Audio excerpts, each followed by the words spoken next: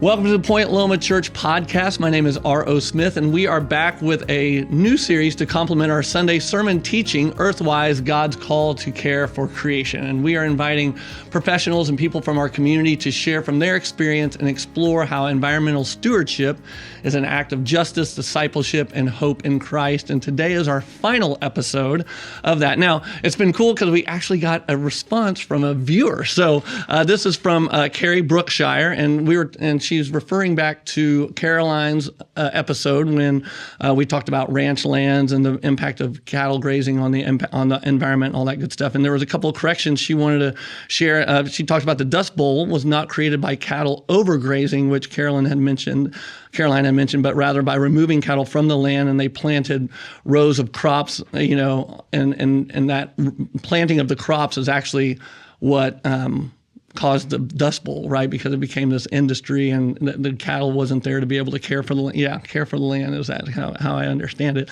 And then the second is that and I admitted this, that my greenhouse effects was 14%. That was all AI, so I get it, but it's probably closer to 5% worldwide and 2% in America. And so I just wanted to say thank you for sending that in, and I love that people are interacting with this podcast. And speaking of, we actually have Lisa VanAmburg here, who actually is Caroline 20 years advanced, right? She has the same kind of degree and all that good stuff. The exact same degree, yes. So tell us a little bit about your background, and maybe, you can kind of, we're not going to revisit obviously that episode, but you can, tell us about your background. And thank you for having me. It's so exciting. I've enjoyed this whole series so very much. It's been heartwarming, and I am passionate about the environment. And I have I got 2 degrees from Colorado State University. Okay, go Rams! All right. Yeah, the Rams. Good for you. Yeah.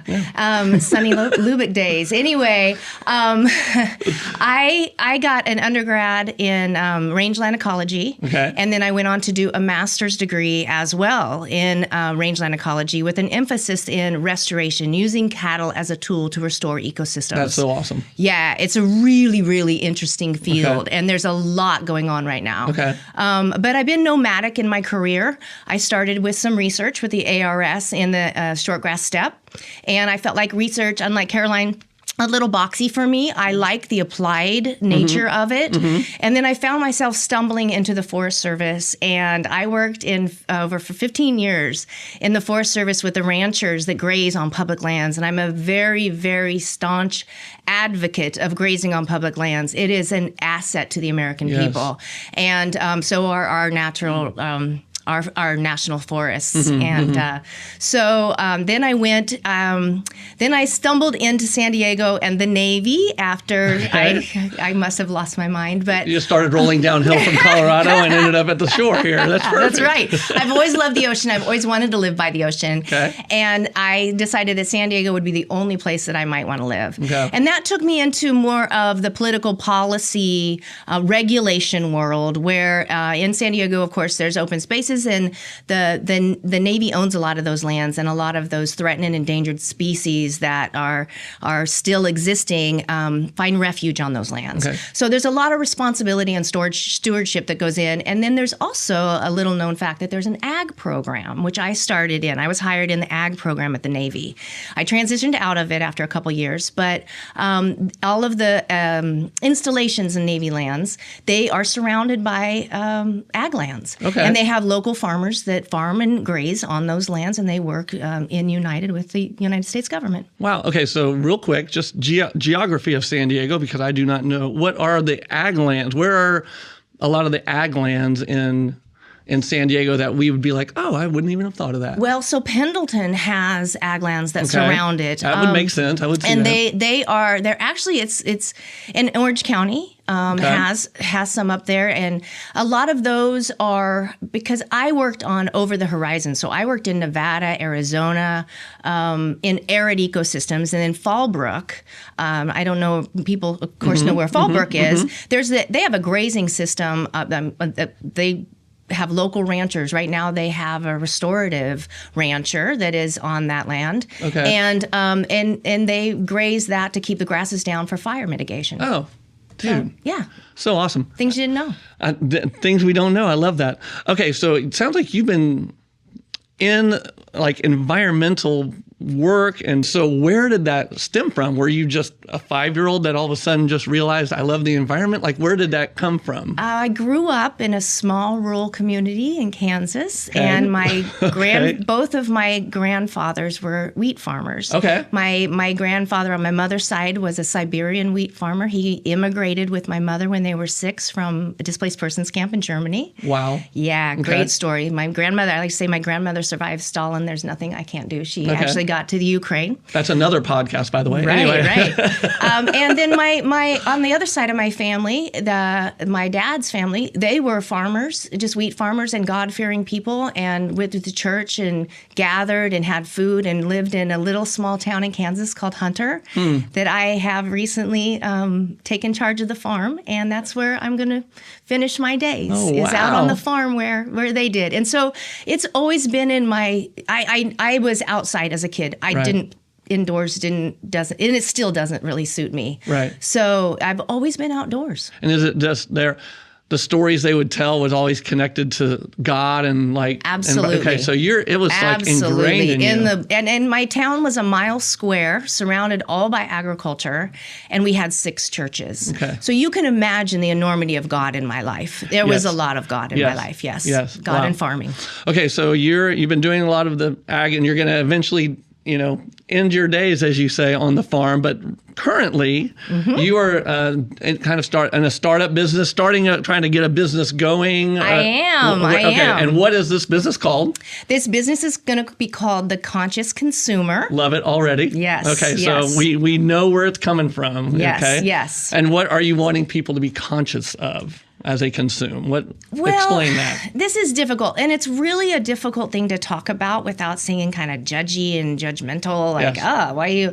But so let's just assume we're not being judgy. I'm not, because I encourage everybody. I just watched a film on Netflix called Buy Now. Okay. And I stopped using Amazon and buying local in San Diego when after I first got here. It's a really great resource, but watch that show. You'll see why it's addicting. Okay. And I really feel like society in general is trying to feed themselves with stuff.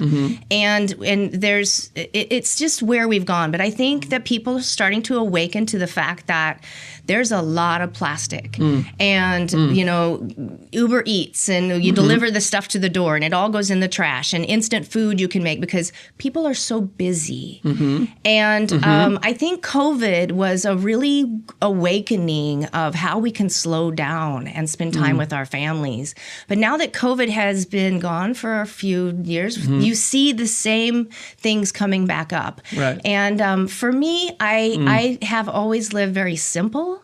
And a motto of mine is live simply so others can simply live.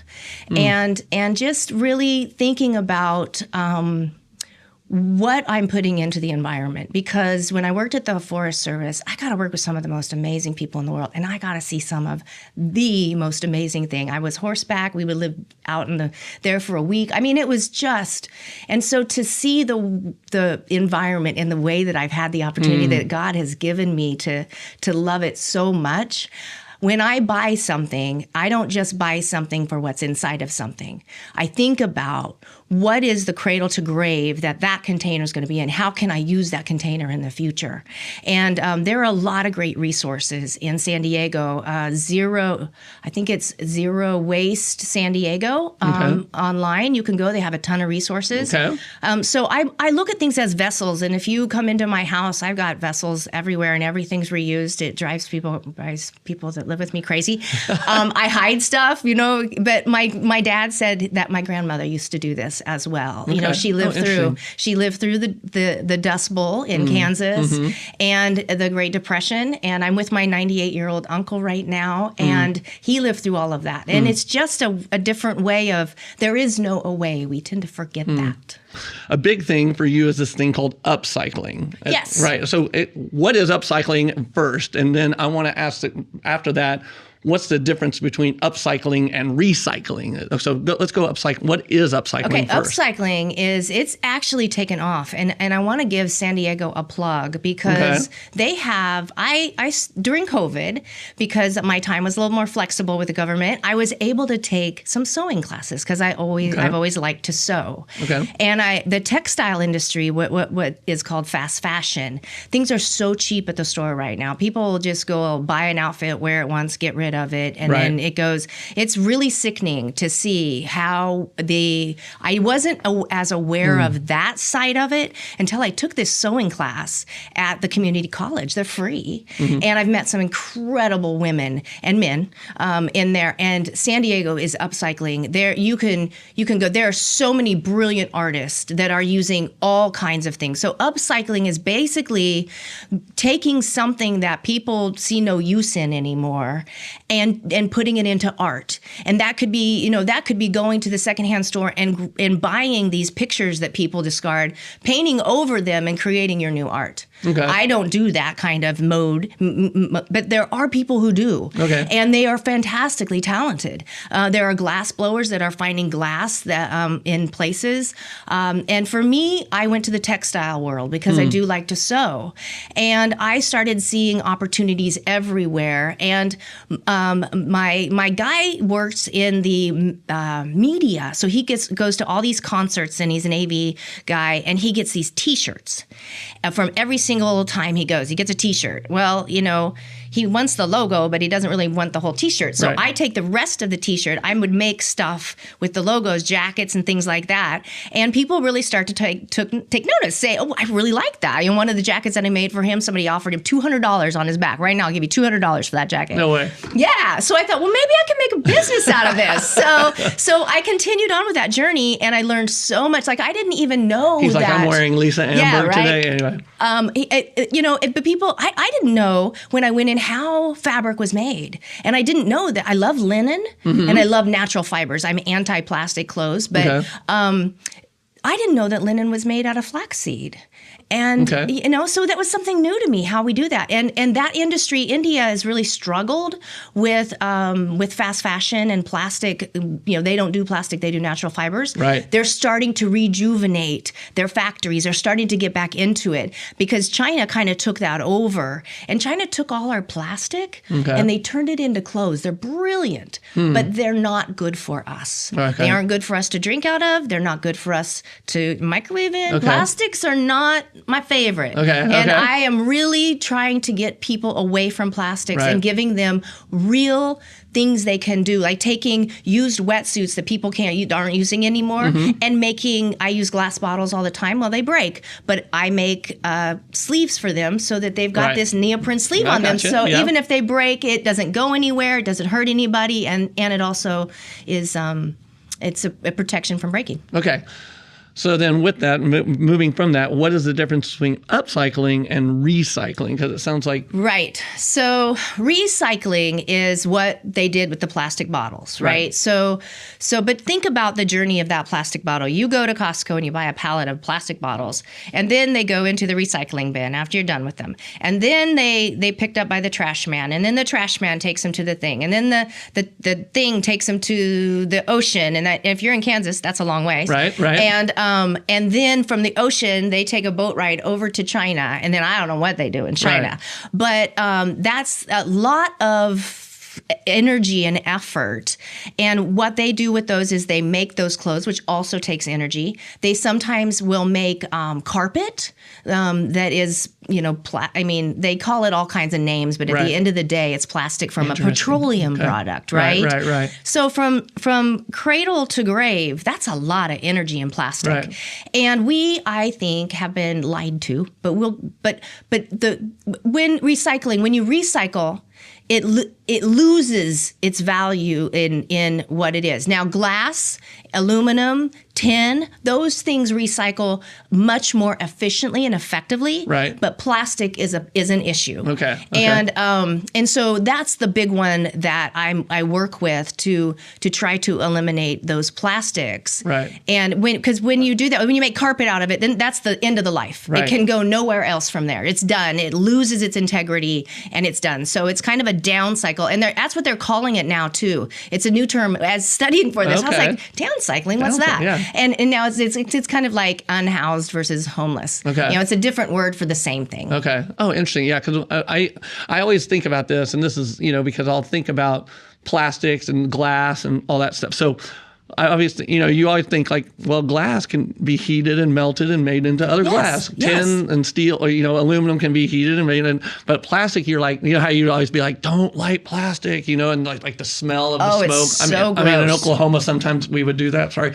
And I was we didn't know better, right? We didn't know better in the 80s or whatever. We've really been lied to in this country about plastics. And when I first moved to San Diego, they banned and I was like, yay! Right. Because I have carried my own bags for 20 years. Right, it's nothing new for me. Right. But then they came out with these thick plastic bags, and I thought, just those little so stinkers. You can keep using them, right? Right, like everybody does. Right. Yeah. Interesting. Yeah. So it's interesting the impact of on the environment that one little bottle can have. Right. And just trying to, cradle. Right. You never think about that step. Because for me, I dump it in recycle, and I go, good job, me. Yeah, good job, me. I know. I was so disappointed when I found out the truth about recycling.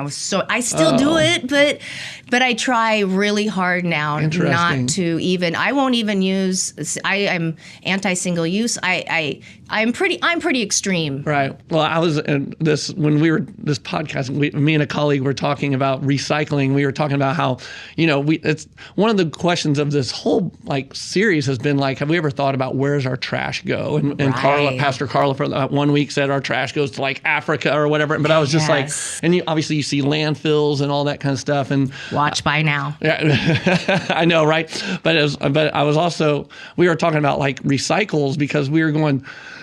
I was even saying one time at this previous place of employment, we made this big push about getting the blue bins, right, and recycle. And I remembered the one night I was working and the custodial staff came around and he came into my office. He was like, hey, what's up?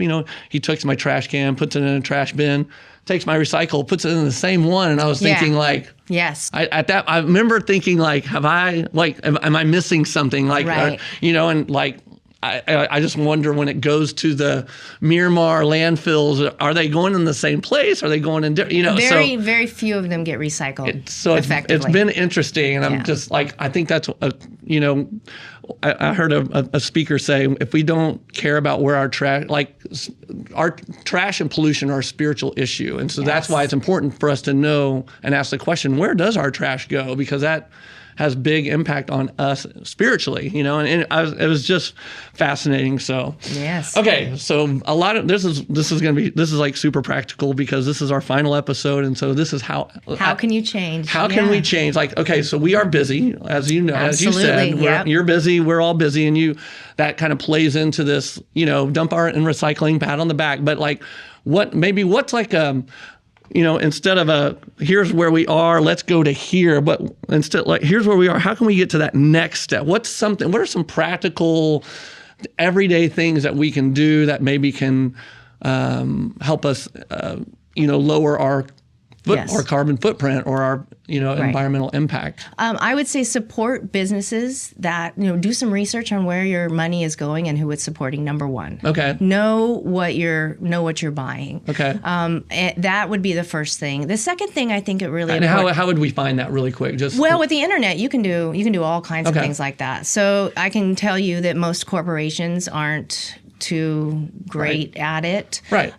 Local businesses are much better, and there's some real local businesses now where they're using glasses in-house, and you can't take them to go, but you always have your recycled cups. And now the ceramic line cups, I've gotten into the metal, that's becoming a thing now. Do you want to put hot, and where does the metal in China come from?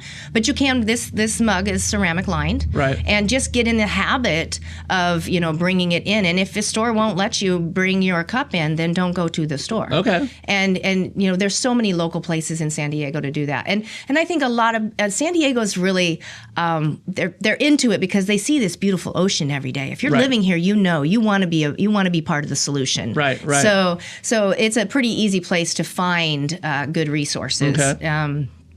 The other thing is to think about what is it that you're throwing away and consuming. I did a thing it was before I moved to San Diego. I did a thing where I collected all the plastic. I don't do social media anymore, but at the time I still was. And I would admit to how much plastic I used in a week. And I would keep it and I would look at it and it really was telling.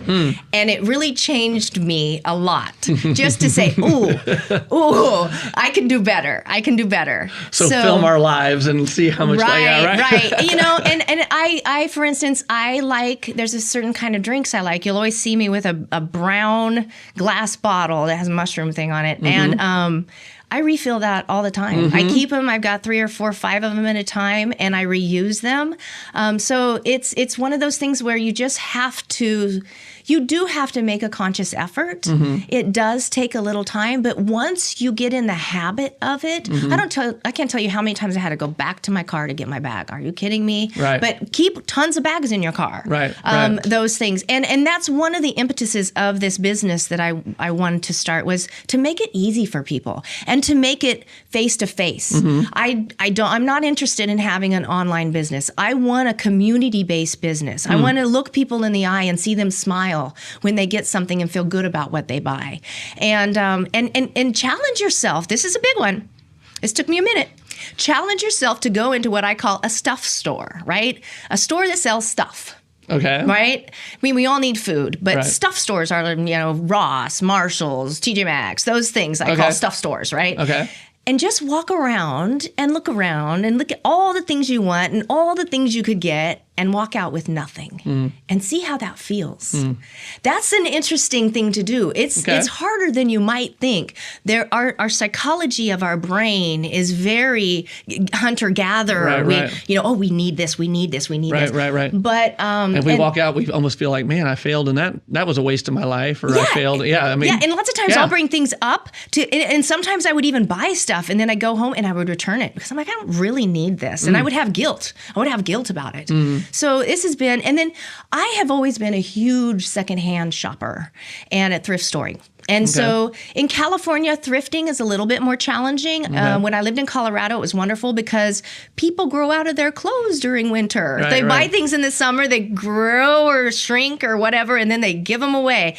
And so I found fabulous clothes for years in Colorado. Now, I will say, California, you've got to be a little bit more on the ball with it. But they are out there. And there's a huge push. Goodwill is actually working with the San Diego Community College. They have such an influx of basically polyester plastic clothes they don't know what to do with. And they're asking these students to come up with ideas. What can we do with this? And so they're actively doing that. And so that's exciting too. Because there's become a real awareness in all of the industries. But I once heard something that stuck with me from NPR, and it said that with changes like this, with global warming, and you look at the consumptive patterns of people, how can I, and just reusing a cup saves 162, I think is the statistic, glasses from one person. So multiply that by 1 million in San Diego, that's a lot of saved plastic. Just from reusing this, and people are already starting to do that. If you start reusing that glass bottle, if you start, I have this fabulous chicken bag that is, I take and I make bags that we can use. And another idea is I carry these kind of things for water. I reuse all of these vessels. I have a couple. These are really nice things that you can have in your bag, and they've got silverware. So they're a really nice set of silverware. I've had this for probably 2 decades. Man. Okay. And just make an investment and make a conscious effort. And you just say, I don't need the plastic stuff. I got my own. And it makes you feel so good to not have to do that. And then people see you do it and they go, oh, that's a great idea. And so it's catching. It's catching. When you're obviously with your conscious consumer, is it up yet? Is it? No, I'm working on that. I'm hoping to be at some of the farmers markets this summer. Okay. So there's not a website I can send people to yet? No, it is just into its infancy. Okay. And the thing was, I was going to retire in 3 years. Okay. But due to administration saying voluntary early retirement, and I was eligible, so I raised my hand and I said, I will retire early. Okay. And I don't have enough to live and travel and do the retirement thing, but that's not me anyway. Right. So I am a little bit trying to fast track this because everything's being made by me. Right. And I don't go out and buy fabric to do this. Okay. I secondhand the fabric. Okay. I secondhand clothes. I secondhand. So I'm not buying anything. I'm not consuming anything to make what I am. And I really ideas of what people want in their lives. I want it to be a community-based effort. And I want it to be something where people come up and I can educate them about how they can make small differences and provide them things that they feel like, and they feel good about buying them. So I kind of want to wrap up as you think about upcycling and your faith. Like how is upcycling, when you think about like upcycling and how it's connected to your faith, and how has like even your faith changed over time as you've done more upcycling? Like how has, because I think instantly I'm just thinking like the restorative nature of it. And like that is so like what God and Jesus wants for us. And that's where I kind of go. But like, as you think about your faith, how is upcycling connected to you and your faith, and how has it changed over time? Well, God has been with me. Grace be to God. He never gave up on me. And being out in the environment I've spent most of my adult life out of doors. And I have gone, I living in the city, that was a big shifter for me. Right. I remember I was farm girl from Kansas. I remember I was waiting to return something at Costco one day, and I was watching the people walk out the carts and carts and carts and carts and carts and carts and carts, and it never ended. And I thought, holy moly.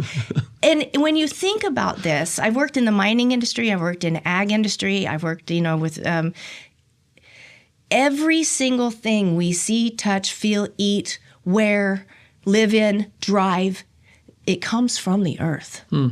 It comes from a natural resource. I mean, even plastic is petroleum, which comes from coal, which is refined.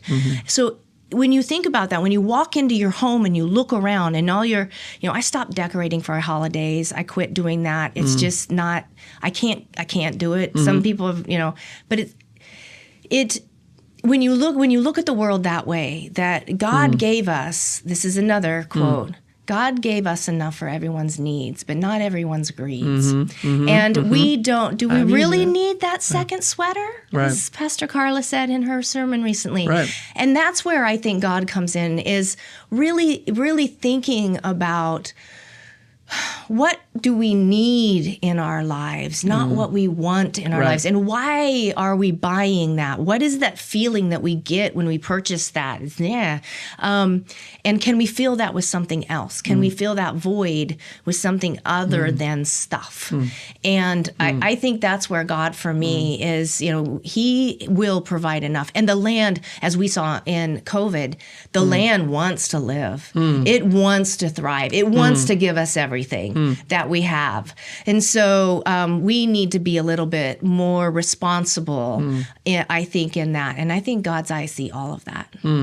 Wow. Okay. So this is a lot. This is amazing. So thank you for joining us, Lisa. So thrilled to be I think here. This is a lot of practical thoughts for us that we can think through, and again, challenging, and if you haven't been challenged with this, then go back and look at past podcasts, look at past sermons, and you will hopefully be challenged to think about your life, and hopefully it'll lead to small changes. And like I said earlier, like I think a lot of us, we feel overwhelmed because we are here and we want to get here, and that feels like a big gap. But really, what's that next step? That's I want to just emphasize that. What's that next step you can take? From small things, big things grow. Right, and so yeah, exactly. And the journey of 1,000 miles starts with a step, right? Absolutely. I mean, we can go into all these things. Absolutely. Anyway, thank you for joining us. If you haven't yet, make sure you like and subscribe on our YouTube channel. If you're listening to this on one of your audio platforms like Apple Podcasts or Spotify, whatever, go ahead and rate and maybe leave a review. And the only reason we ask to do that is that it'll help people find us in the future. So thank you for joining us for this podcast series. Again, go check out the old episodes of the podcast. Go check out the previous sermons from this series. And I hope that you have a blessed day. Thank you.